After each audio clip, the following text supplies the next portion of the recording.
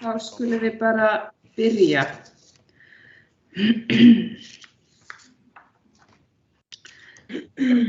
Komið sæl, hér sit ég formlega 622. fund bæjarstjórnar Reykjanesbæjar þann 21. desember klukkan 5.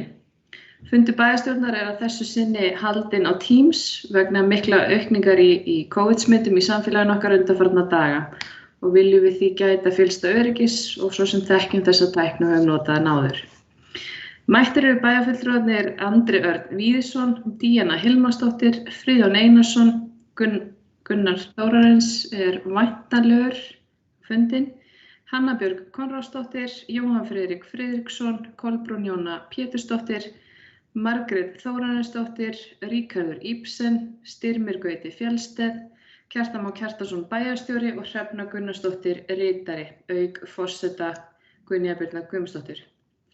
Nú það eru alls 9 liðir á dagskrá hjá okkur í kvöld en þeir eru fundargerð bæjarráðs frá 9. og 16. desember síðastliðið, fundargerð umhverfis- og skipulagsráðs frá 15. desember, fundargerð barnaverndarnefndar frá 7. desember, fundargerð íþrótta- og tómstundaráðs frá 7. og 14. desember, fundargerð velferðarráðs frá 8. desember, fundargerð stjórnar Reykjaneshafnar frá 9. desember, fundargerð fræðsluráðs frá 10. desember, fundargerð menningar- og atvinnuráðs frá 15. desember og fundargerð framtíðarnefndar frá 15. desember einnig.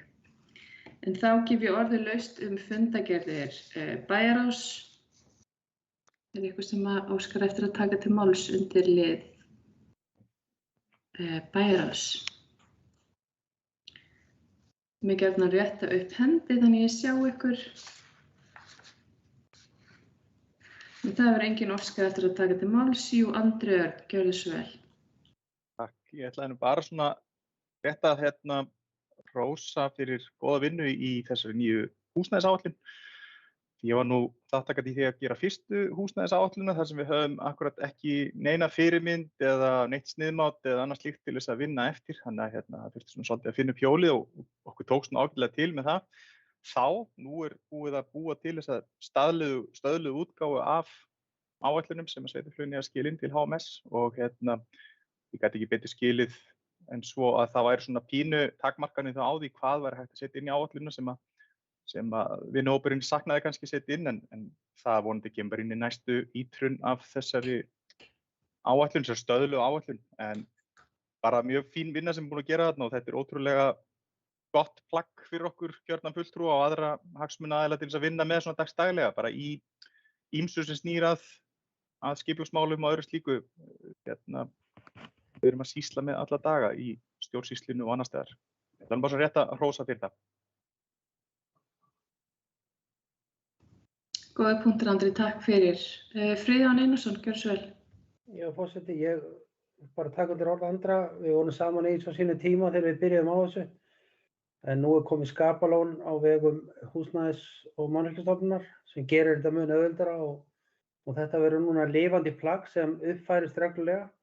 Þannig að þetta er mikill munur og ég vil bara hrósa Pálmari og Gunnari og Heru sem höfðu svona aðalfólkið í þessari vinnu, sérstaklega Pálmari sem kynnti þetta fyrir okkur. Bara mjög gott. Takk.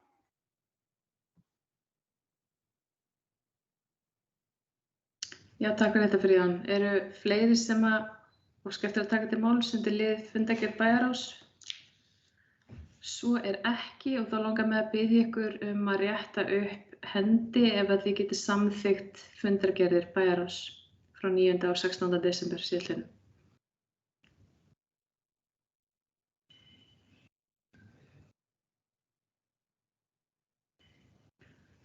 Og það er samþykkt með öllum greiddum atkvæðum.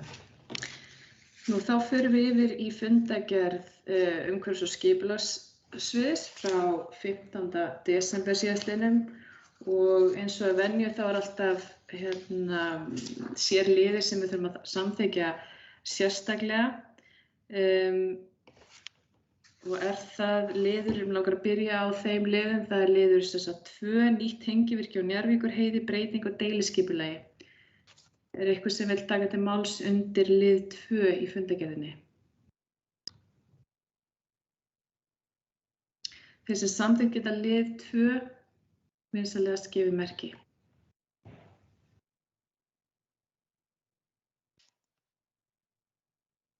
Og það samþykkt með öllum greiddum atkvæðum. Takk fyrir. Næsti liður sem þarf að samþykkja sérstaklega liðið 3, Hafnabakki 10. Eitthvað sem vil taka til máls undir lið 3? Hanna Björg. Það hendi síðan að. Ekkert mál. Þeir sem samþykkt geta lið 3 vinsamlegast gefið merki.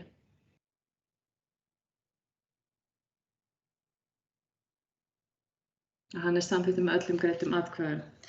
Nú að lokum það liður 4, Flugvallabraut 936, breytt notkun.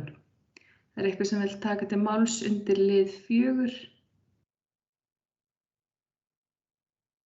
Ríkharður, ertu að biðja orðið? Síðan aðan, ok. Þeir sem geta samþykkt lið 4 vinsamlegast gefið merki.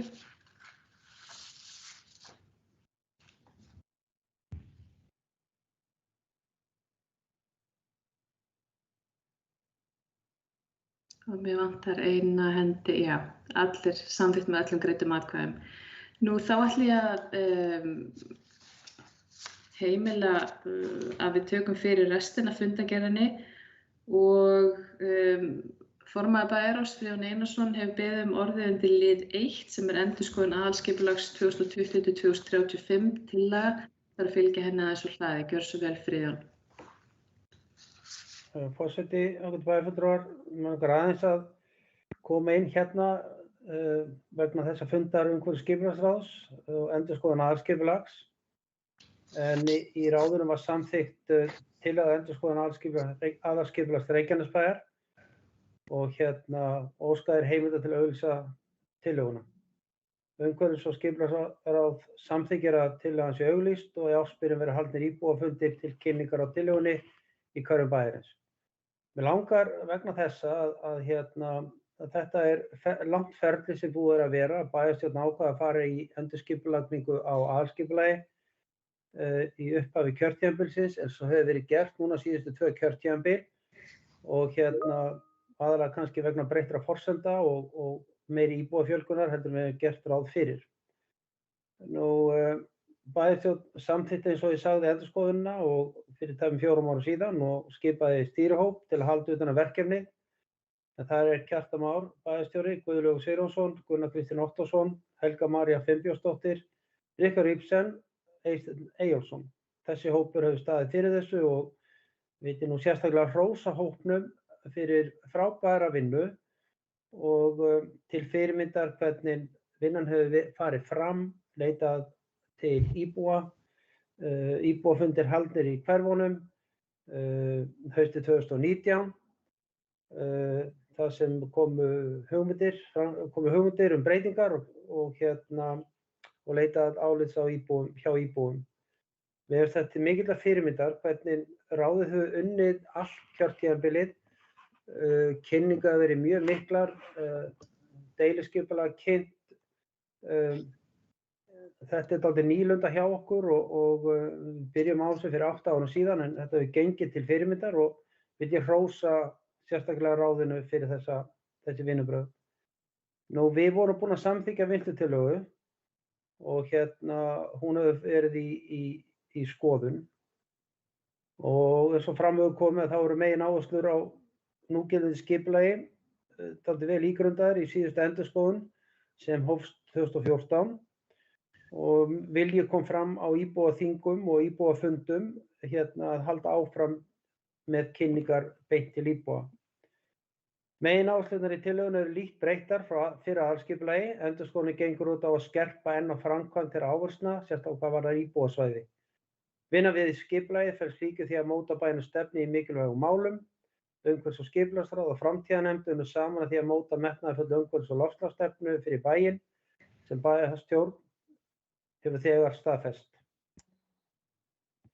Allt þetta byggt á stefnu Reykjanesbæjar 2020-30 í krafti fjölbreytileikans og grundvöllurinn að aðalskipulagið byggja á því og samræmi aðalskipulagsins við heimsmarkmið Sameinuðu þjóðanna.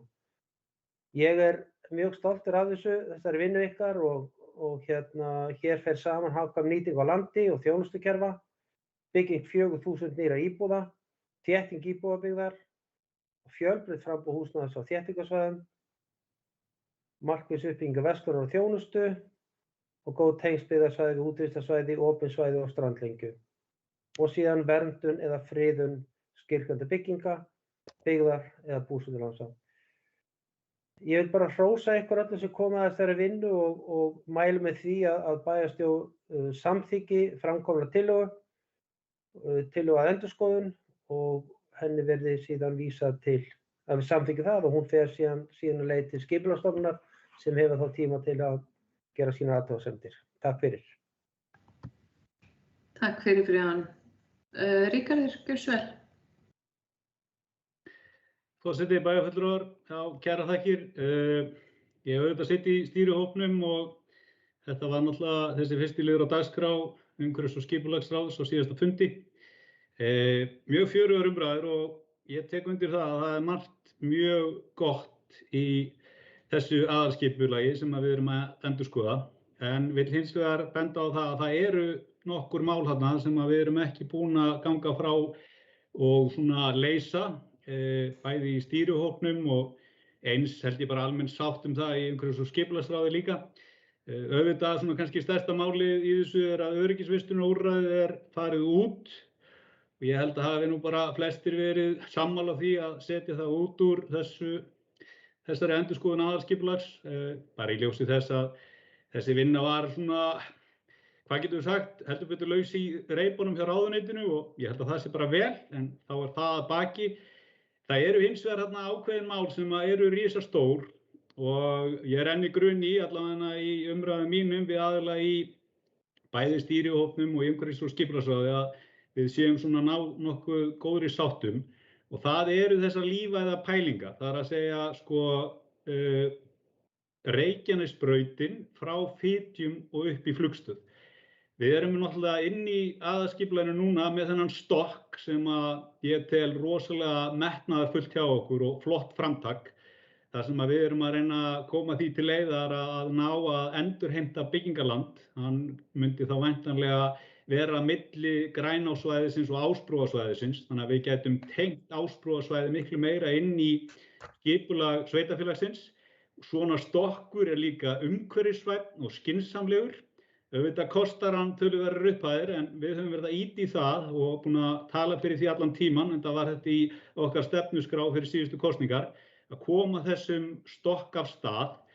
Og núna í þessum umræðum sem eru að þarna gætu við endurheimt byggingarland, þetta umhverfisvænt, þetta líka mjög öruggt úrræði, en við sjáum fyrir okkur að Reykjanesbær sé sannarlega flugvallarborgin eða Airport City, og á öllum þessum fundum að þá erum við að reyna að tala fyrir því að einhvern veginn byrji flugvallarborgin á Fitjum og við förum þá heldur í þennan stokk, fórnum þessum mislægu gatnamótum og byggjum á þessum hringtorgum fyrir ofan Grænásinn, aðaltorg og á fleiri stöðum.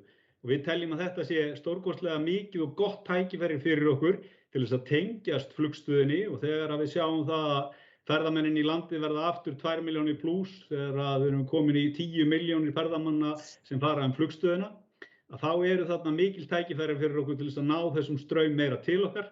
Og ég vil bara flagga á það sérstaklega að þessi vinna í gangi og ég tel að það skipti rosalega miklu máli hjá okkur að það verði sátt að leysa þetta mál. Auðvitað þetta ferli ekki búið. Núna hefur við allavega 1,5–2 mánuði þar sem verður farið í viðamikið kynningarferli út í hverfunum og annað. En í mínum huga þetta langstærsta máli sem við þurfum að ná sátt og þarna náum við að tengja Ásbrú miklu betur við Njarðvík og Keflavík. Við náum að vera einhvers konar brú frá þessari miklu starfsemi hjá á flugvöllunum inn til okkar í gegnum hringtorgið við aðaltorg, og ég sannfærður að við náum að stórefla samgöngur milli Flugstöðvarinnar og Reykjanesbæjar í framhaldi, og við þurfum líka að leggja áherslu á góðar tengingar við Diamond Gate eða þetta Cargo Gate sem Isavia að byggja upp núna. Þannig að ég vildi bara koma þessu sérstaklega til leiðar að vinnunni ekki lokið en tel skynsamlegt að við samþykkjum þetta núna en höldum áfram þessari vinnu á skynsamlegum og góðum grunni. Takk fyrir. Takk Ríkharður. Kjartan Már, gjörðu svo vel. Já, forseti, ágætu bæjarfulltrúar, ég vil taka undir með Ríkharði að það heilmikið gott í þessu plaggi eins og það núna að það ekki búið og kaflinn samgöngur sem að eiginlega byrjar númer 312 sem heitir umferðarkerfi að það 17, Kjartan. Blaðsíðu 17 í greiningarni. Já, akkurat. Að hann eiginlega við þurfum að vinna hann betur þegar og ef að við förum að sjá á næsta ári tillögur í tengslu við þessa skipulagssamkeppni sem að Kadeco hefur verið að undirbúa að vinna að og úrslit voru nú birt og tilkynnt í dag í þeirri samkeppni. Þá munu þeir hönnuðir sem að koma eða unnu þá forkeppni og eru núna þá að fara að vinna með okkur í þessu. Þeir munu koma með sína tillögur og í samráði við okkur. Þá fáum við vonandi betri og endanlegri mynd á þetta.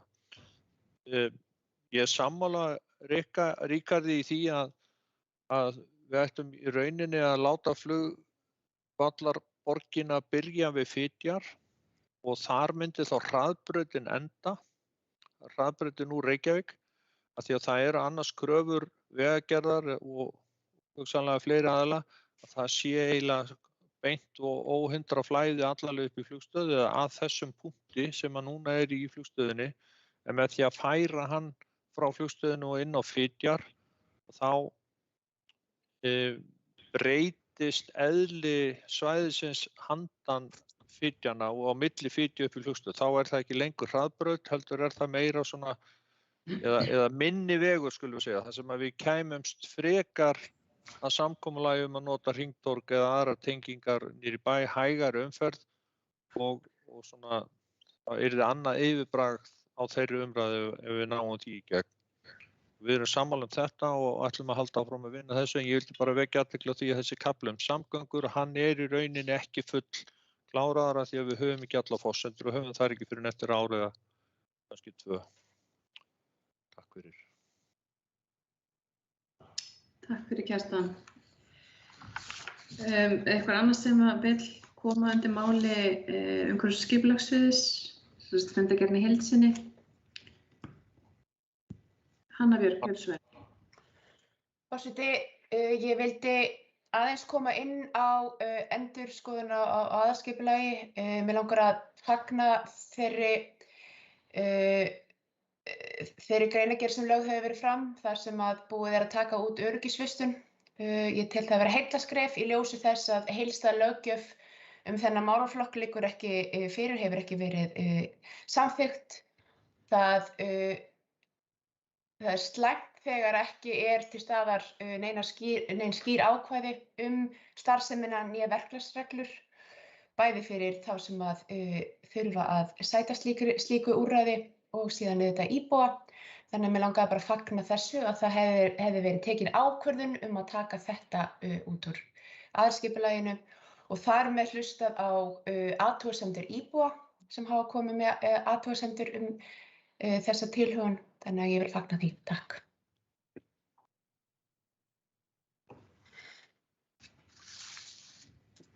Einhverju fleiri? Nú, svo ekki. Þeir sem að geta samþykkt fundargerð umhverfis- og skipulagssviðs vinsamlegast gefið mér merki.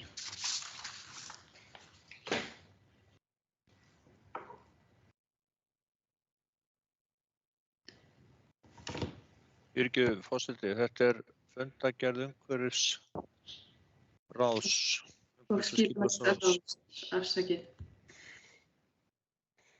Það svo gjarnan að tala svið. Ég sé ekki allar hendur.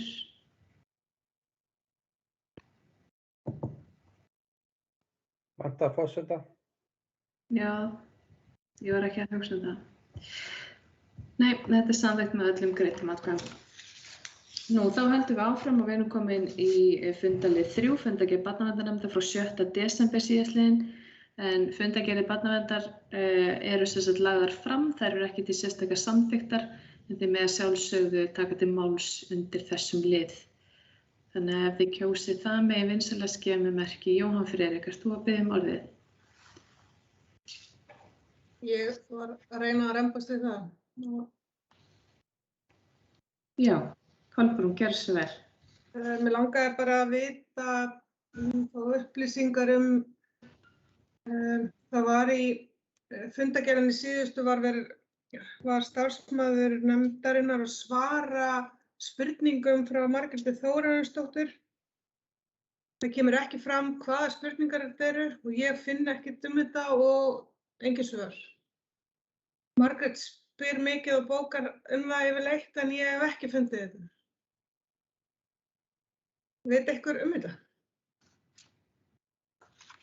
Hvaða spurningar þetta voru, hvar, á hvaða vettvangi og hver voru svörin? Það var svona aðalega mér til upplýsingar. Já, mér sýnist Margrét Þórarins vera búin að rétta upp hendi, Margrét, ef þú vilt svara þessu. Takk. Já, virðulegur forseti og aðrir viðstaddir, ég kom með bókun á þessum fundi með þeim spurningum og þeim svörum. Þau svör koma í fundargerð barnaverndarnefndar. Þannig að ef þú farð aftur í fund, ég man ekki alveg hvaða fundur númer hvað það var, þar síðasta held ég. Og þar kom ég og var að sem sagt hafa áhyggjur af atriðum þarna hvað varðar ráðningu á félagsráðgjafa. Þessum 2 störfum sem við vorum með, sem við vorum búin að samþykkja til 1 árs og ég óska eftir því að þetta yrði út þessa fjárhagsáætlun til 2024, ekki bara til 1 árs, þar að segja næsta árs. Og ég kom inn á hvað þetta væri mikilvægt og hvað varðar þá þau málefni og það álag sem er á barnavernd. Og þú getur fundið þetta í fundargerð. Ég get líka sent þér þessa bókunina og Ég þessi svör. að leita, ég fann hvorki svörin eða fann hvorki svörin eða spurningarnar og sem ef þú hefur bókað þetta í fundargerð á síðasta fundi, ég fór mjög langt aftur. Það vantar eitthvað hérna. Já, en hún getur sendt þér svörin, Kolbrún. Bara senda þér svörin, Kolbrún. Þá þyrfti líka forseti að gæta það kæmi þá fram í fundargerð þessa fundar ef þetta er rétt hjá mér sem ég held að hvorki spurningarnar eða svörin eru í fundargerð barnaverndarnefndar. Kannski kannið það bara. Við kannum. Takk. Friðjón Einarsson, gjörðu svo vel.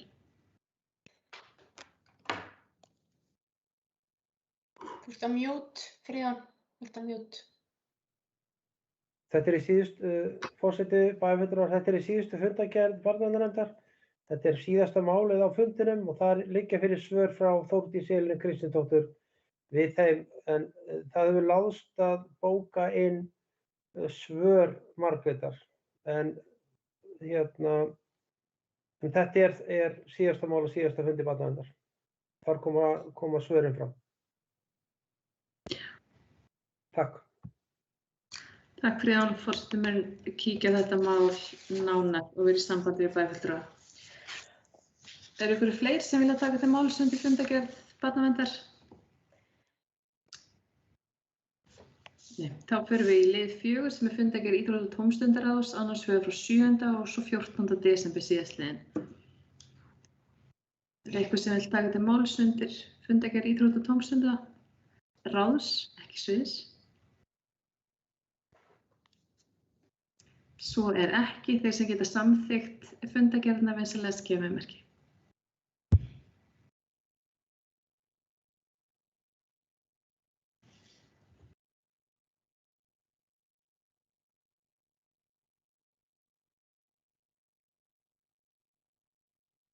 Forseti, Já.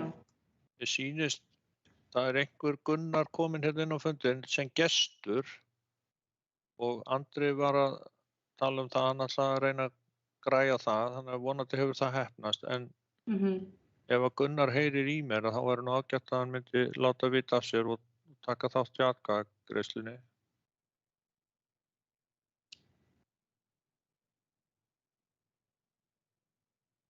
Gunnar, heyrir í okkur? Já, ok. Þannig við höldum áfram. Við erum allavega með enn sem komið öll greidd atkvæði sem voru mætt á fundin áðan sem voru sem sagt 10 þá. En þetta óskar samþykkt af 10 atkvæðum, þannig að við höldum áfram. Nú næst á dagskrá fundargerð velferðarráðs frá 8. desember síðastliðnum. Eitthvað sem vill taka til máls undir því? Eru þið ennþá með hendurnar uppi, Kolbrún og Jóhann Friðrik? Og ég nú sjá. Nú sjá hvað Friðjón hefur beðið orðið. Gjörðu svo vel, Friðjón.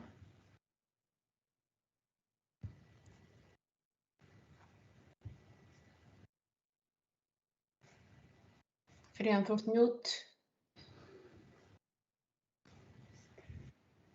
Afsakið, forseti og bæjarfulltrúar, mig langaði nú bara að hrósa þessu samstarfi Vinnumálastofnunar Reykjanesbæjar.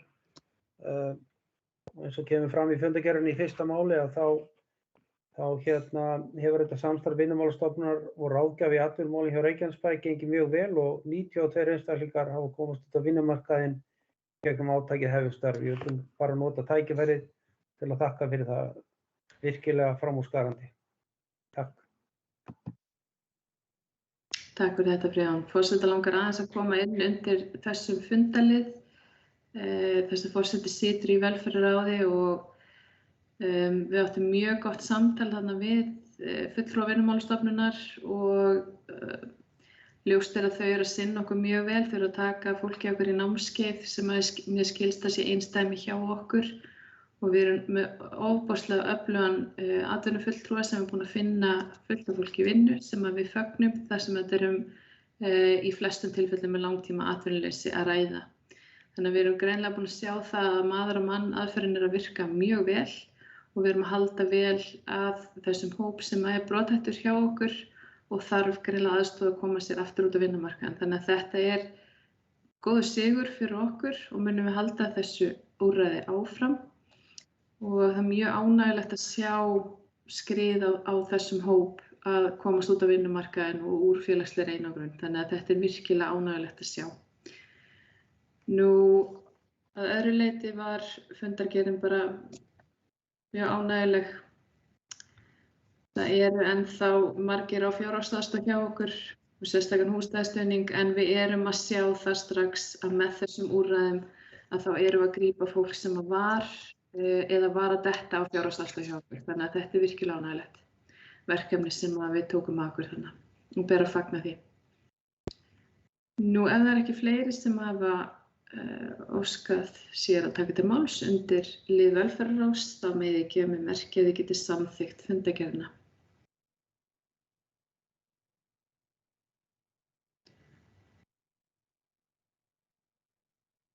Og Gunnar Þórarins, ef þú ert á fundinum, þá máttu rétt upp hendi eða kalla inn á fundin þannig að við fáum atkvæðið þitt ef þú heyrir í okkur.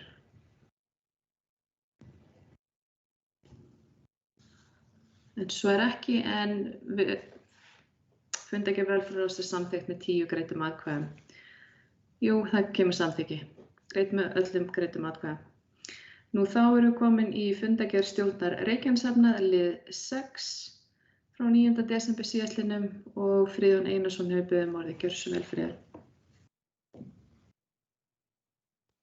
Forseti ágætu bæjarfulltrúar, mig langaði að koma undir fyrsta lið í dagskránni sem er fjármál Reykjaneshafnar. En í bæjarráði 2. desember þá var tekið fyrir minnisblað frá Grant Thornton, endurskoðendum Reykjanesbæjar og samstæðu niðurfellingu á skuld Reykjaneshafnar við Reykjanesbæ. Bær og samþykkt á þeim fundi að samþykkja þessa tillögu endurskoðenda bæjarins og bókað eftirfarandi að skuld Reykjaneshafnar við bæjarsjóð má meðal annars rekja til framkvæmda í Helguvíkurhöfn sem átti að þjónusta fyrirhugaða uppbyggingu stóriðju á svæðinu í formi kísilvera og álverksmiðju. Fyrir liggur ekki vera að þeirri uppbyggingu og af þeim tekjum sem höfnin hefði haft af þeirri starfsemi. Forsendur Reykjaneshafnar til greiðslu á skuld hafnarinnar við bæjarsjóð voru því brostnar og óvissa rekstrarhæfi hafnarinnar. Stjórn Reykjaneshafnar fagnar því að með ákvörðun bæjarráðs og bæjarstjórnar þessari óvissu eytt og búið að tryggja rekstrarhæfi og sjálfbærni Reykjaneshafnar. Ég langar bara að nefna það hérna að ef við horfum aðeins tilbaka þá má segja það að skuldsetning Reykjaneshafnar sé núna orðin eins og hún var fyrir 21 ári síðan. Það er 20 ár síðan þegar við skulduðum rúmlega 700-800 milljónir og nú erum við komin í þá stöðu að vera á svipuðum stað og vorum þá. Það lætur nærri að Reykjanesbær hafi á þessum árum síðan tekið 10 milljarða uppreiknað af lánum hafnarinnar, annars vegar með að fella niður skuldir eins og nú gert, upprunalega 3,5 milljarður en má reikna upp í 4,5 milljarð og síðan með kaupi á landi hafnarinnar upp frá Helguvík, þar eru aðrar uppreiknaðar 4,5 milljarður. Þannig að það lætur nærri að þetta séu kannski 9 milljarðar sem búið að taka af höfninni og sem gerir það að verkum að yfirskuldsett höfn núna orðin sjálfbær og ég vil bara þakka öllum samstarfið við þetta. Þetta verður langt ferli. Við byrjum þessa vinnu fyrir 8 árum síðan og 7 árum síðan og þetta hefur gengið gríðarlega vel upp. Þannig að ég ætla að taka undir orð hafnarstjóra sem hann hafði uppi núna á kynningunni sem við vorum á áðan en þar sagði hann meðal annars að leiðin liggur upp og er ég bara mjög ánægður með þessa stöðu hafnarinnar og þá nýju framtíðarsýn sem fulltrúar í ráðinu Reykjaneshöfn hafa lagt fram. Virkilega til fyrirmyndar. Takk fyrir. Takk fyrir Fríðan. Hanna Björg. Forseti og bæjarfulltrúar, ég kem hér undir 4. og 6. lið í fundargerð Reykjaneshafnar. Mig langar að byrja á því að fagna þeirri vinnu sem hefur unnin innan stjórnar Reykjaneshafnar og því metnaðarfulla plaggi sem lagt hefur verið fram. Í framtíðarsýninni sett fram sviðsmynd starfsemi hafnarinnar árið 2030 og ásamt hugmyndum atvinnuuppbyggingu á svæðinu. Keflavíkurhöfn fær nýtt hlutverk, tengt ferðatengdri starfsemi og starfsemin Njarðvíkurhafnar verður efld til muna sem aðal- og fiskiskipa þjónustustöð Reykjaneshafnar. Helguvíkurhöfn heldur sínum stalli sem stórskipahöfn og vöruhöfn. Þó í framtíðarsýninni teiknaðar upp sviðsmyndir þar sem gert ráð fyrir aukinni og margþættri starfsemi. Meðal annars gert ráð fyrir 400 metra viðlegukanti með ekjurampi sem nýttur af farþega- og vöruflutningaferju, frystigeymslu og geymslusvæði fyrir sjávarafurðir til útflutnings og aðstöðu fyrir eldsneytistanka sem geyma skipaeldsneyti og síðan ekki síst sérhönnuð aðstaða til inn- og útskipunar á afurðum í tengslum við sorporkustöð Kolku á iðnaðarsvæðinu í Helguvík. Ég fagna sérstaklega þeim sviðsmyndum sem þarna eru lagðar fram sem lúta áherslu á uppbyggingu grænna innviða.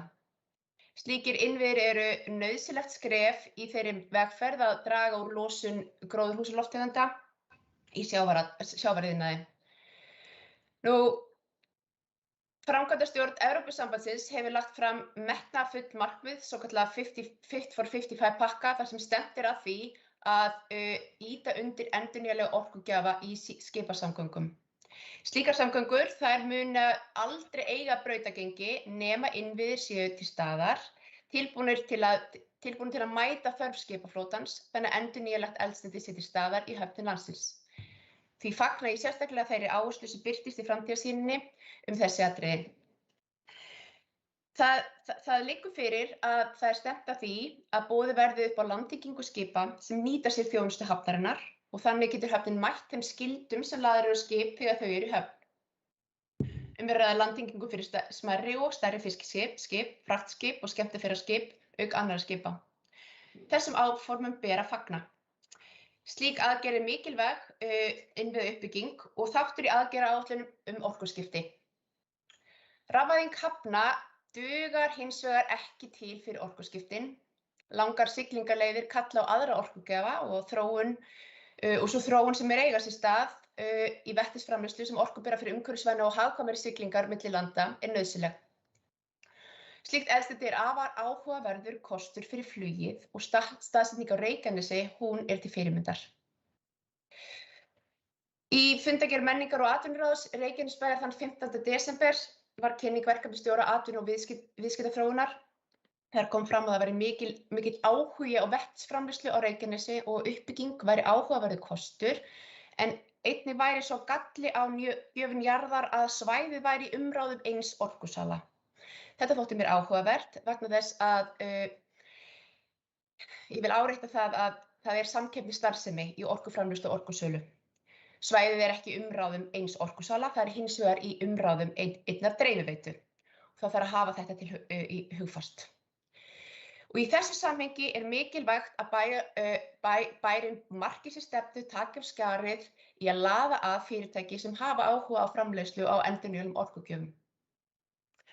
Á sama fundi stjórnar Reykjaneshafnar voru undir lið 6 kynntar hugmyndir íslenska sjávarklasans í samstarfi fyrirtækja Reykjanesi að undirbúa mögulega stofnun græns sprotagarðs. Þarna sérstaklega verið að leita leiðum til að laða að fyrirtæki sem geta raunverulega samþætt eina auðlind og mögulega nýtt aukaafurðir í einni framleiðslu. Slíkar hugmyndir falla vel að styrkingu hringrásarhagkerfis og markmiða ríkja sjálfbærni. Við þurfum að huga að því að nýta vel þau tækifæri sem til staðar hér á þessu svæði, efla samkeppnishæfni þess og auka verðmætasköpun. Því kalla ég eftir skýrri sýn næstu skref svo Reykjanesbær verði ekki eftirbátur annarra sveitarfélaga þegar kemur að uppbyggingu grænna atvinnutækifæra.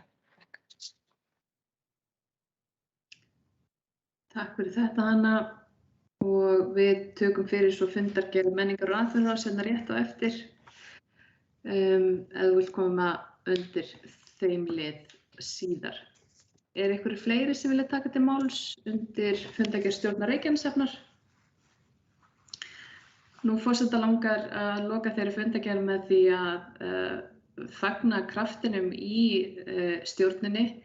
Þetta algjörlega til fyrirmyndar. Við sátum bæjarstjórn og kynningafundi áðan á framtíðartillögum til 2030 sem eru mjög metnaðarfullar og það gott að sjá þessa grósku. Það gott að finna kraftinn og að sjá að við erum horfin frá þessum stóriðnaðarhugmyndum og farin í sprotafyrirtæki og græna orku og bara mjög metnaðarfullar pælingar framtíðina hér hjá okkur og sérstaklega turnahöfnunum okkar líkt og Njarðvíkurhöfn mun verða. Þannig að þetta einkar ánægjulegt og vil ég bara þakka ráðinu fyrir frábæra vinnu. En Kjartan Már, bæjarstjóri, hefur beðið orðið, gjörðu svo vel, Kjartan. Já, takk forseti. Ég vil nú byrja því að þakka bæjarfulltrúa Hönnu Björg Konráðsdóttur fyrir góða hugleiðingu þessi mikilvæga mál. Kallar eftir skýrri sýn og ef ég mætti forseti góður biðja Hönnu Björg að skýra aðeins betur við hvað hún á í því sýn hverra, þar að segja, því að sýnir stjórn hafnarinnar vera búin að setja fram svona sína framtíðarsýn. Við Reykjanesbær hefur mótað umhverfis- og loftslagsstefnu og við erum að kynna þessa dagana aðgerðaáætlun sem byggir á þeirri stefnu og síðan náttúrulega bæjarfulltrúum það hlutverk þeirra að móta stefnu og setja fram sín. Nei, ef þú vildir aðeins kannski Hanna Björg bara skýra betur svo ég geti þá fylgt í eftir sín hverra vantar inn í þessa mynd. Ég tel að það sé mikilvægt að samþætta sýn til dæmis stjórnar Reykjaneshafnar og þeirra sem leiða atvinnuþróunar stefnu í bænum. Ég held að það sé mjög mikilvægt að það samtal eigi sér stað þannig að við séum öll að stefna í sömu vegferð og menn tali þá einum rómi með hvað hætti við ætlum að byggja upp og laða að fyrirtæki meðal annars inn í til hafnasvæðisins. Og það einmitt það sem að þyrfti kannski svolítið að styrkja til þess að allir séu sáttir og einhuga það að við ætlum að halda áfram vegferð til að byggja upp atvinnusköpun á svæðinu og sérstaklega með tilliti til hvers konar starfsemi ræðir. Ætlum við að taka skarið að því að fara leita leiða hvað varðar græna atvinnuuppbyggingu eða hvers konar starfsemi við ætlum að laða að til bæjarins. Og það kannski endurspegla svolítið í þeim orðum sem að komu fram í þessu plaggi á menningar- og atvinnuráðsfundi, þar sem að það ekki ljóst að menn gera sér grein fyrir því að það ríkir hér samkeppni í orkusölu og orkuframleiðslu á landinu, þannig ef að menn hafa áhuga á því að kalla eftir og kalla til svæðisins fyrirtæki sem eru að stefna að grænni atvinnuuppbyggingu, meðal annars grænum orkuiðnaði, þá eru tækifæri til staðar. Það er það sem ég á við. Takk. Takk Kjartan Már og Hanna Björg. Fleiri sem að vilja taka til máls? Nú svo ekki, þeir sem geta samþykkt fundargerð stjórnar Reykjaneshafnar vinsamlegast gefið með merki.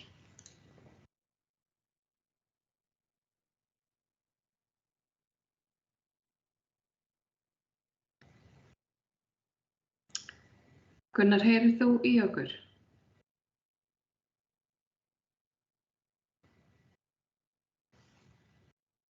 Nei, þá fundargerðin samþykkt með 10 greiddum atkvæðum. Nú þá förum við í lið 7 sem fundargerð fræðsluráðs frá 10. desember síðastliðnum. Eitthvað sem vill taka til máls undir þeim lið? Ég sé 3 hendur á lofti, Hanna, Jóhann og Gunnar sýnist mér. Jóhann Friðrik, ert þú með hendina á lofti? Nei. Andri. Já, takk, forseti, góða bæði fulltrúar. Mér langar nú bara svona aðeins að koma upp og fylgja eftir fundargerðinni, verandi fulltrúi í fræðsluráði. Það er auðvitað bara jákvætt að sjá að það er að fjölga dagforeldrum, ekki veitir af, og brúa það bil eins og flestir þekkja jafnvel á eigin skinni, margir hér. Það er bara mjög gott. En það er tvennt þarna sem ég langa að aðeins að snerta á sérstaklega. Það er annars vegar náttúrulega bara með Myllubakkaskóla. Ég þarf held ég ekki að eyða neitt mörgum orðum í að tala mikilvægi þess að það sé haldið rétt og vel á spöðunum þar. Þetta er náttúrulega svolítið leiðindamál með þessi miklu mál og annað slíkt sem að raska öllu skólastarfi og annað slíkt. Þannig að við þurfum að fylgjast svolítið vel með bara starfsfólki og nemendum og passa upp á að fólk brennir hreinlega bara ekki út. Bara svona auðvitað heyrt sögur og við ábyggilega öll heyrt sögur frá starfsfólkinu að það sé áskorun að vera með börnin í einhver svona bráðabirgðu húsnæði. Þannig að það er eitthvað sem ég veit að er verið að passa upp á, en við þurfum að vera vakandi fyrir að því að þetta getur náttúrulega varað í svolítinn tíma. Það sé nokkuð borðliggjandi. En það sem ég vildi nú kannski svona sérstaklega ræða hér er málið breytingu á skóladagatali. Skólastjóri Njarðvíkurskóla brást skjótt og hratt og vel við í því að breyta dagatalinu, eða biðja það að breyta dagatalinu. Þetta er þunglamalegt ferli að breyta svona skóladagatali, eins kjánlegt og það kannski kann að ljóma, en þá er það ótrúlega þunglamalegt ferli að biðja að breyta skóladagatali með þessum hætti. En ég velti því upp á þessum fundi fræðsluráðs og geri það aftur hér og bara svona eitthvað til þess að taka með okkur. Hvort að svona ákvörðun sem að beinlínis snýr að COVID, hvort að neyðarstjórn getur hreinlega ekki bara tekið svona ákvörðun og létt svolítið á þessu ferli. Eins og þessi tilfelli þar sem er verið að reyna að gæta þess að margar fjölskyldur séu ekki fastar í, hvað heitir það, sóttkví yfir jólin og hátíðarnar, að þá er að flýta því að færa viðburði sem áttu að vera mánudaginn var yfir á föstudaginn og annað slíkt. Þannig að basically með beinum hætti að bregðast við ástandinu sem lýst af þessum faraldri. Ég hefði haldið að eitthvað svona fyrir svona tæki eins og neyðarstjórn Reykjanesbæjar hefði getað tekið þarna bara þessa ákvörðun á þess að hún þyrfti að fara gegnum allt þetta ferli sem eðlilegt er í breytingu á skóladagatali. En ég held að þetta væri eitthvað sem væri mjög skynsamlegt að skoða af því við erum greinilega ekki búin ennþá með þetta verkefni COVID. Og sömuleiðis velti ég líka fyrir mér eins og í þessu tilfelli þar sem þetta svona svolítið svona líka að kalla þetta auka dagur í kennslu, að hvort það sé ekki líka alveg eðlilegt að hann sé reynilega bara felldur niður, hvort það sé raunverulega ástæða til, kannski má það ekki, ég veit það ekki, en ég held að þetta samt að skoða að reynilega bara fella niður í staðinn fyrir að færa hann eitthvað aftan við skóladagatali og taka hann í vor, sem þá í rauninni aftur svona svolítið einhver afgangsskóladagur sem þarf að fylla upp í. Þannig ég vildi svona bara aðeins vekja máls á þessu með þessa breytingu skóladagatali. Takk. Takk fyrir Andri. Kjartan Már, gjörðu svo vel. Já, forseti ágætu bæjarfulltrúar, takk fyrir þetta Andri. Mér finnst þetta áhugavert og það nú fundur í neyðarstjórn á morgun. Við höfum verið að bíða með þann fund þar til að nýjar sóttvarnar aðgerðir lagi fyrir, nú liggja þær fyrir og það fundur klukkan 13 á morgun. Og þá ætla ég bara aðeins að taka þetta mál upp þar, ræða. Fræðslustjóri hafði ekki beðið álit eða aðkomu neyðarstjórnar að þessar ákvörðun, enda ferli svo sem alveg skýrt og því var fylgt þarna. En ef það á að breyta því, þá þurfum við bara að ræða það og ég ætla að ræða þetta við Helga morgun og kannski forma fræðsluráðs líka. Takk.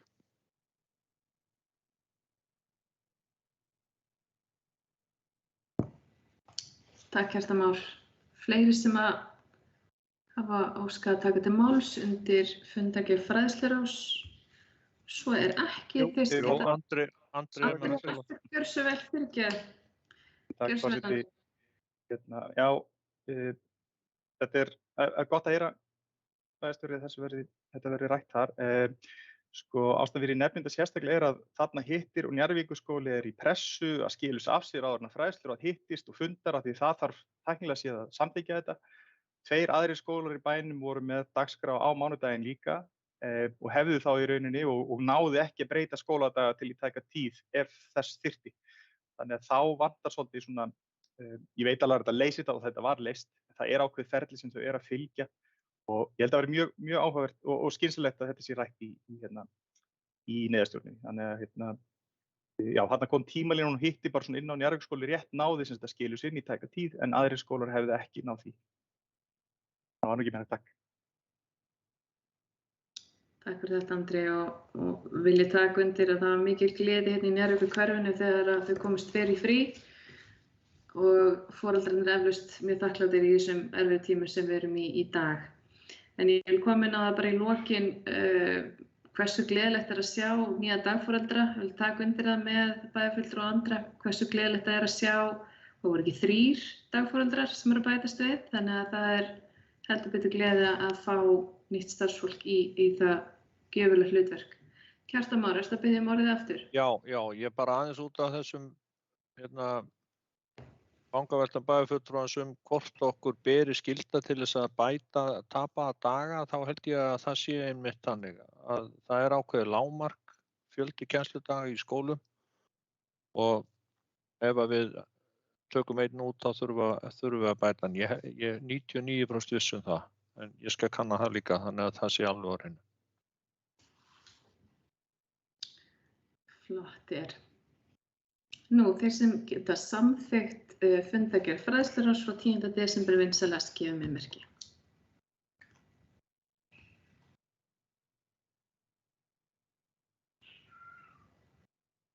Og þetta samþykkt með öllum greiddum atkvæðum. Nú þá komið fundargerð menningar og atvinnuráðs frá 15. desember. Friðjón Einarsson hefur beðið orðið, gjörðu svo vel. Forseti ágætu bæjarfulltrúar, mér langar nú kannski bara að nefna hérna eins og kemur fram í fundargerð menningar og atvinnuráðs frá 15. desember og þá það yfirlit yfir allt það sem að gerast hjá okkur núna fyrir og í kringum jólin. Sýningarhald, fyrst og fremst ber fundargerð þess merki að hvaða tími núna hjá okkur og sýnir gríðarlega grósku og í starfseminni og grósku hjá okkur hér í Reykjanesbæ. Mig langar kannski að nefna 2 atriði í þessu öllu saman. Það fyrsta sem mig langar að nefna að Listasafn Íslands fékk mikla gjöf frá Igor Antik listamanni. Mikill fengur fyrir safnið. Var ekki Listasafn Reykjanesbæjar fyrirgefið fyrir það? Listasafn Reykjanesbæjar, Ekki Íslands. Reykjanesbæjar. Og síðan það að fyrir útgáfa á 20 ára sýningarsögu Listasafnsins stendur nú yfir. En nú voru 20 ár 2023, þá verður safnið 23 ára eins og í því formi sem það núna. Annars vil ég bara hvetja ykkur til þess að lesa þetta vel og fara yfir þetta. Þetta mjög mikið að gerast hjá Súlunni og leyfi til nota tækifæri og þakka þetta nefndarmönnum í þessu ráði.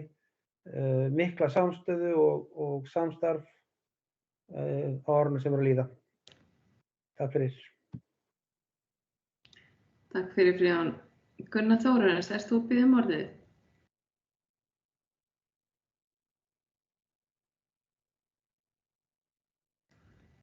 Nei, svo ekki. Einhver fleiri sem vilja taka til máls undir fundargerð menningar og atburðarráðs? Svo ekki, þá bið ég ykkur vinsamlegast að samþykkja fundargerðina ef þið getið það með því að sýna mér hendi. Takk.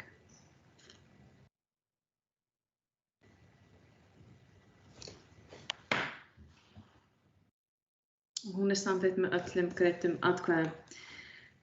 Nú þá fyrir við í síðasta fundarlið kvöldsins sem fundargerð framtíðarnefndar frá 15. desember síðastliðnum.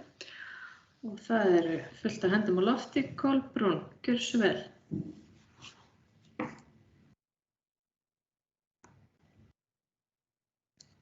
Kolbrún, þú ert á mute. Orð ársins. Já, ég á mute hér á. Virðulegi forseti, framtíðarnefnd hélt síðan 26. fund í síðustu viku og það afar ánægjulegt að sjá hér í bæjarstjórn í dag eru 4 framtíðarnefndarmenn. Þannig að þetta alveg ekstra vel skipuð bæjarstjórn í dag. Fundurinn var afrædd hjá okkur í framtíðarnefnd og var þrennt á dagskrá. Við ræddum skautasvelli sem við í framtíðarnefnd höfum með smá stolti eigna okkur að einhverju leyti. Og ég held að það sé ærin ástæða til þess að þakka starfsmönnum Reykjanesbæjar fyrir samheldni, dugnað og kraft í þessum máli sem hefur tekið ótrúlega skamman tíma í vinnslu. Svo fengum við Önnu Karen Sigurjónsdóttur sjálfbærnifulltrúa til okkur á fundinn og fórum yfir drög að aðgerðaráætlun í umhverfis- og loftslagsmálum sem hefur verið í vinnslu frá því að bæjarstjórn samþykkti umhverfis- og loftslagsstefnu sveitarfélagsins. Til að ná fram settum markmiðum þarf bæjarstjórn að samþykkja aðgerðaráætlun sem vonandi verður tilbúin fljótlega. Enn verið að gera mælingar á þeim atriðum sem liggja til grundvallar markmiðunum sem sett hafa verið og verið að setja. Og vonandi getum við fljótlega verið tilbúin með þessi áætlun á nýja ári. Meginmarkmiðin eru tilgreind í umhverfis- og loftslagsstefnu sveitarfélagsins sem eru samgöngur, orkumál, orkuskipti, hringrásarhagkerfið, úrgangs- og fráveitumál og byggð og umhverfi. Og svo hafa verið skilgreindar 3 stuðningsaðgerðir sem öllum ætlað að styðja við þau markmið sem ég nefndi hérna framar. En það eru upplýsingagjöf og fræðsla til íbúa, nýsköpun, menntun og efnahagslíf og kolefnislaus Reykjanesbær. Aðgerðaráætlunin nær svo yfir marga þætti sem þarf að huga að og vonandi verður þetta til þess að allir íbúar Reykjanesbæjar geta verið meðvitaðir í umhverfis- og loftslagsmálum. Einn þátturinn til dæmis að hvetja bæjarbúa til að draga úr neyslu og finnst mér það ein mesta áskorun fyrir sjálfa mig.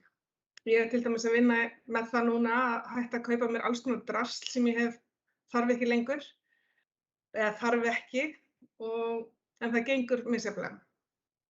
Það er sem sagt kannski ágætt að þið spyrðu mig ekki alveg strax hvernig það gengur. Gunnar Ellert Geirsson, deildarstjóri umhverfismála, kom svo á fundinn og kynnti fyrir okkur hugmyndir fráveitur Reykjanesbæjar. Og það mögulega hægt að nýta skólpi sem nú annars fer að hluta til óhreinsað út í Stakksfjörð með tilheyrandi mengun. Mjög athyglisverðar pælingar og góð vinna hjá starfsmönnum sem ég vona bara að við getum tekið áfram. Gunnar fór einnig yfir það með nefndinni hvernig orkuskipti í samgöngum gætu orðið og það er eitthvað sem við þurfum svolítið að leggja áherslu á og hraða. Þannig var framtíðarnefndarfundurinn hjá okkur svona mestu. Takk. Takk fyrir þetta, Kolbrún, og gaman að sjá 4 framtíðarfulltrúa. Ég held að Ríkharður hafi verið næst. Gjörðu svo vel, Ríkharður. Kærar þakkir, forseti bæjarfulltrúar. Já, ég ætla að koma aðeins undir þessum lið varðandi umhverfis- og loftslagsstefnu Reykjanesbæjar, það er að segja þessa aðgerðaáætlun. Við lögðum náttúrulega mikla vinnu í umhverfis- og loftslagsstefnu Reykjanesbæjar. Og þar held ég að við höfum sett fram mjög metnaðarfull markmið.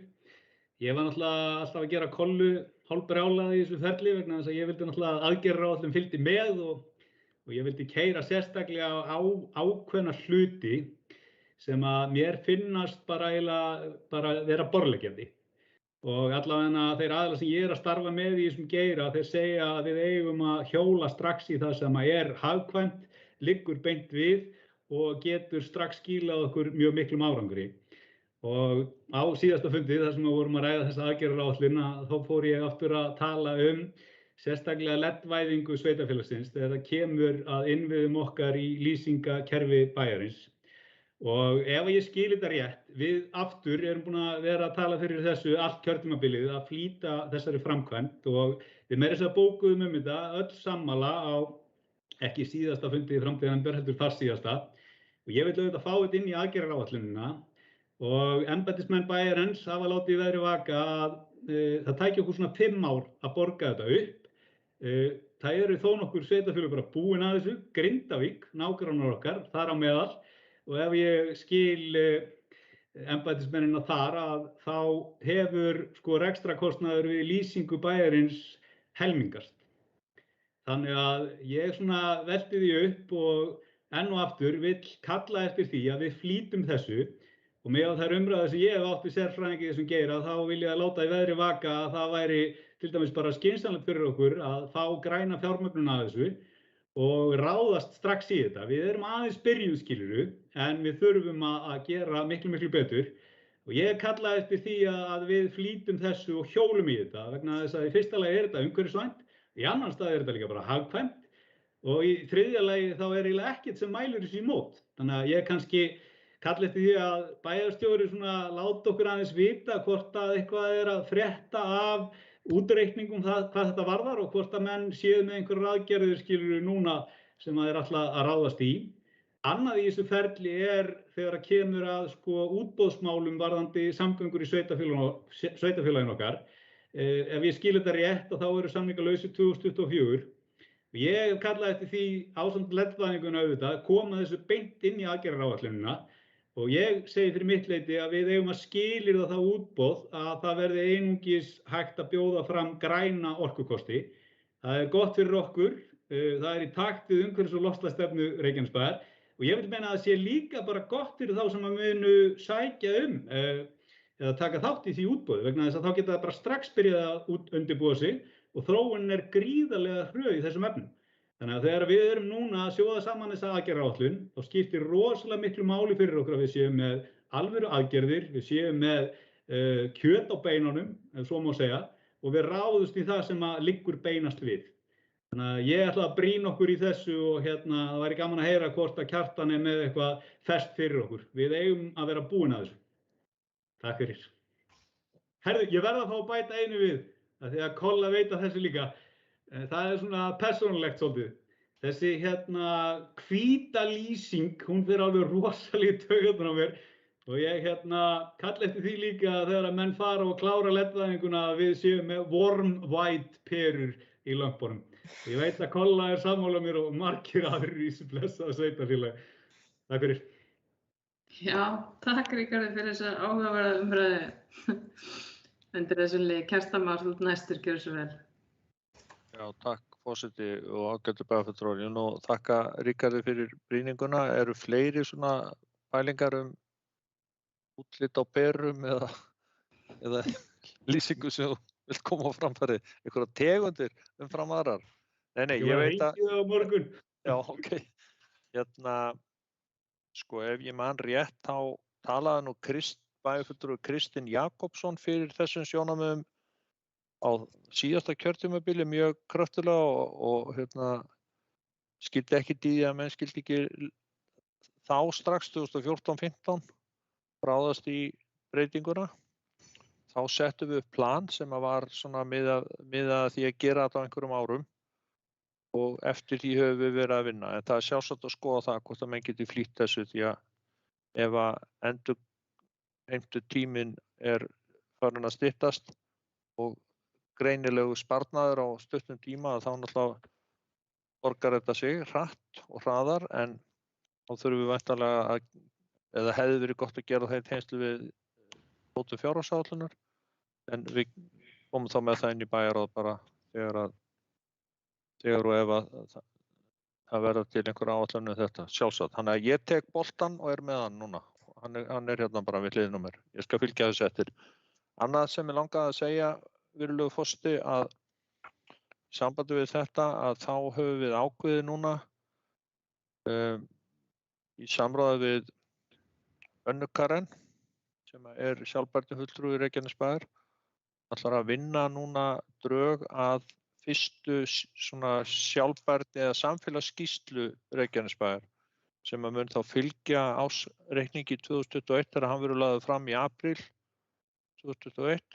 Það eru mörg fyrirtæki bæði í opinber og í einkabransanum sem eru farin að gera þetta, kannski aðalega þau stærri og þetta er mjög spennandi og þá er tekið á félagslegu þáttum, umhverfisþáttum og svona þessum stjórnsýslu þáttum líka. Sem sagt flest allt annað en fjármál og krónur og aurar. Það kemur þá fram í ársreikningi. Ég vil bara vissi þetta verkefni er ekki farið af stað en við erum að ræða þetta og skilgreina það núna. Það fylgir samfélagsskýrsla. Takk. Takk fyrir þetta Kjartan Már. Þetta er mjög áhugaverð þróun og þegar við fórum í þessa sjálfbærni hugleiðingar þá var sagt að fyrirtæki sem væru ekki með í þessu komandi árum yrðu bara eftirbárar. Þannig að það er einkar ánægjulegt að Reykjanesbær að taka þessa stefnu og er leiðandi í svona brautryðjandi nútímalegum háttum í þróun sveitarfélagsins og það því bara fagna. Hanna Björg, þú næst gjörðu svo vel. Forseti, bæjarfulltrúar, mig langar að þakka Kolbrúnu fyrir afar áhugaverða og flotta yfirferð. Það er greinilega áhugaverð umræða sem hefur átt sér stað á þessum fundi. Með hliðsjón af þessari umræðu sem ég talaði undir undir fundargerð stjórnar Reykjaneshafnar, það langar mig kannski að benda á að þarna er akkúrat einmitt kjörið tækifæri til þess að setja inn í aðgerðaáætlunina skýra stefnu markmið í vetnisframleiðslu og öðrum grænum iðnaði eða grænum tækifærum. Og skoða með mjög markvissum hætti hvað við getum raunverulega gert til þess að laða fyrirtæki til þess að sem að hugsa sér að fara í framleiðslu á endurnýjanlegum orkugjöfum. Flugvöllurinn okkar það er alltaf mjög mikil sérstæða að hafa flugvöll í svona mikilli nálægð við sveitarfélagið og til þess að hann haldi áfram meðal annars að vera þessi mikilvægi hlekkur sem hann er núna í millilandatengingum.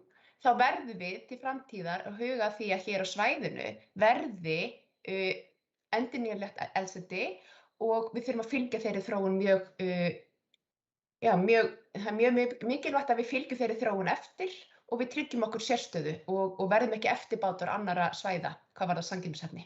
Þannig ég legg það til að það verði skoðað í framtíðarnefnd hvort að þetta geti ekki verið einn liður í aðgerðaáætluninni að skoða raunverulega möguleika á að laða að fyrirtæki sem eru að hugsa endurnýjanlega orkugjafa í framleiðslu sinni. Takk fyrir.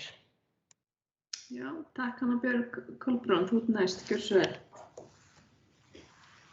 Rikki er búinn að þylja, Ríkharð er búinn að þylja þessa möntru svo oft að ég held hann hafi samt gleymt að segja frá því að í hvers skipti sem við náttúrulega tökum niður, hvað heitir þetta, þessar glóperur og setjum LED-perur, þá losnar orka sem nýtist okkur náttúrulega mögulega á öðrum sviðum eins og til dæmis í hlaða rafbílan ykkar. Þannig að það er til massa að vinna, jú, rétt. Akkurat. Takk Kolbrún. Díana, gjörðu svo vel. Takk fyrir. Mér langar að taka undir með bæjarfulltrúa Ríkharði með warm white litin á perunum, alveg sammálunum þar. Mér langaði bara að nýta tækifæri þar sem að þetta er síðasti bæjarstjórnarfundur ársins og gæti mögulega verið minn síðasti jólafundur sem ég að sjálfsögðu vona ekki, en þá langaði mig að þakka ykkur bara öllum kærlega fyrir samstarfið á árinu sem er að líða og að mínu mati þá hefur öll samvinna gengið vonum framar og mörgum góðum og þörfum verkefnum komið í verk og vinnslu og ég óska ykkur gleðilegra jóla og gleðilegs nýs árs og sjáumst hress og kát á nýja ári. Takk fyrir. Takk fyrir Díana. Hanna Björg. Þú ert að mjúta hann. Forseti, takk fyrir. Bara örstutt í ljósi þess sem að Kolbrún var að nefna að væri nú mögulega einhver orka sem að fjalli til við að skipta út þessum perum, þá væri nú líka ákjósanlegt að inn í þessari aðgerðaáætlun þá væri hugað að því með hvað hætti væri hægt að ýta undir fjölgun hraðhleðslustöðva og almennra hleðslustöðva fyrir rafbíla í sveitarfélaginu. Kalla til því líka. Takk. Allt feikna og góða pælingar og mikið ánægilegt að fá svona marga framtíðarfræðinga hérna inn til okkar og mikil gróska í gangi. Mikið er ég fegin að heyra þetta. Er einhver annars sem að vill taka til máls undir fundargerð framtíðarnefndar? Ríkharður, gjörðu svo vel. Já, forseti, ég vildi bara aðeins taka undir með Hönnu. Auðvitað er í umhverfis- og loftslagsstefnun okkar, það er þessi hringrásargarður og þau svo sem koma aðeins inn á þetta fyrir á þessum fundi bæði Kjartan og Hanna varðandi sérstaka stefnumótun fyrir Helguvíkursvæðið allt. Við höfum náttúrulega kallað eftir því líka og ég vildi svo sem bara setja eiginlega skýrslu með umhverfis- og loftslagsáætluninni bara grænan atvinnugarð í Helguvík og ég held að það séu alveg ótrúlega mikil tækifæri fyrir okkur þar ef að fer sem horfir að það rís jafnvel bara nýr iðnaður á Íslandi þegar kemur að grænu vetni og eins og þeir kalla þetta lengra í ferlunni synthetic fuels, tengt flugvöllunum og öðru og ég held að það sé mjög skynsamlegt sem að Hanna er að kalla eftir að við förum í einhvers konar skýra stefnumót þegar að kemur að Helguvík. Við vitum öll að það er að liggja, ég veit ekki, hartnær 40 milljarðar í votri gröf í þeim ævintýrum sem að þar hafa gengið á undan okkur. En nú bara er fólk að hugsa hlutina á allt öðrum formerkjum og ég held að það væri mjög skynsamlegt að við mótuðum skýra sýn inn í aðgerðaráætlunina og einnig jafnvel bara könnuðum einhvers konar stýrihóp utan Helguvíkursvæðið. Auðvitað er atvinnuþróunarstefnan í smíðum og einhverjar nefndir hafa væntanlega verið að störfum ef að ég skil þetta rétt. En það eru gríðarleg tækifæri sem liggja í grænu vetni til framtíðar og við erum í dauðafæri með rosalega flott og öflugt svæði í Helguvík með tengingar við flugvöllin og ýmislegt annað. En auðvitað eru lausir endar og auðvitað er þessi umræða miklu stærri. Við erum búin að vera að benda á ýmsa hluti sem að Gunnar Ellert fór yfir varðandi rafmagnslausnir fyrir að tengja bílana eins og Kolla fór yfir og fleira. Þannig að svona hópur held ég geti gert stóra hluti. En bara að lokum, gleðilega hátíð og takk fyrir góðan fund. Takk fyrir. Ég sé að bæjarstjórinn er komin aftur. Gjörðu svo vel, Kjartan Már. Já, ég lofa að þetta verður síðasta. En bara til að bregðast við þessu hjá Ríkharði þá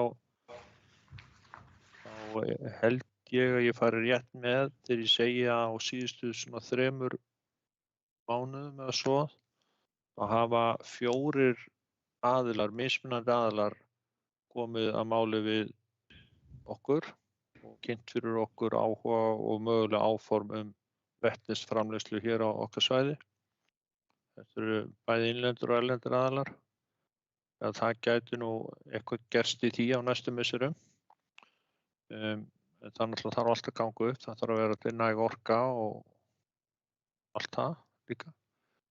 En síðan líka rétt að geta þess að við höfum líka verið og Gunnar Ellert og ég og fleiri verið í viðræðum við fyrirtækin sem eru að sinna rafmagnsbílunum og setja hraðhleðslustöðvar.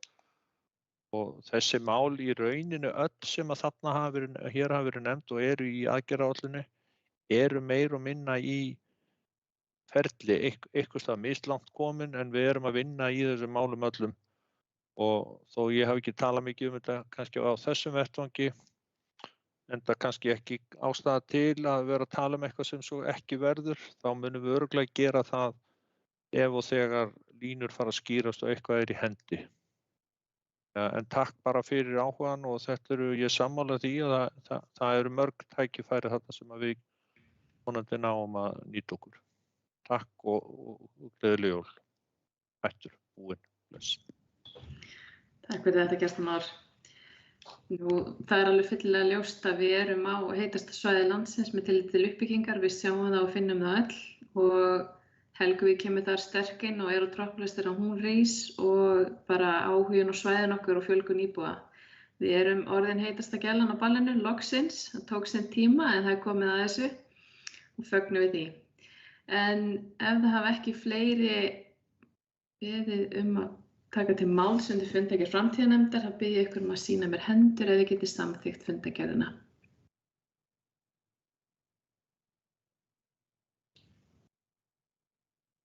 Og ég sé allar hendur á lofti og þetta samþykkt með öllum greiddum atkvæðum. Nú, þar sem að fundargerðin verður samþykkt rafrænt, að þá mun ég slíta fundi núna en ég vil áður óska íbúum Reykjanesbæjar, starfsfólkinu okkar hjá Reykjanesbæ, bæjarfulltrúum og bæjarstjóra gleðilegra jólahátíðar. Ég vil þakka ykkur öllum fyrir elju og dugnað og óbáslega gott vinnustig fyrir á þessu erfiða ári sem við erum loksins að fara að kveðja og meiri eða minni hluti, þetta bara, við erum góð saman og við þurfum að muna það og ég mjög þakklát fyrir ykkur öll og þetta síðasti fundur bæjarstjórnar á þessu ári 2021 og vil ég því þakka ykkur öllum fyrir samstarfið á þessu ári sem að líða og vonandi verður 2022 ár gleði og án COVID. Ég vona það svo innilega. En það einhverjar hendur á lofti, Styrmir Gauti og Hanna Björg. Þetta bara síðan áðan. En þá vil ég bara óska ykkur gleðilega hátíðar og vinsamlegast farið vel með ykkur. Það búið að takmarka okkur í 20 manna holl enn jólin. En svona bara lífið og við dílum við þetta eins og við höfum gert. Og óska ykkur alls þess besta og lýsi hér með 622. fundi bæjarstjórnar hér slítið. Takk fyrir. Kæra þakkir. Takk fyrir og gleðileg.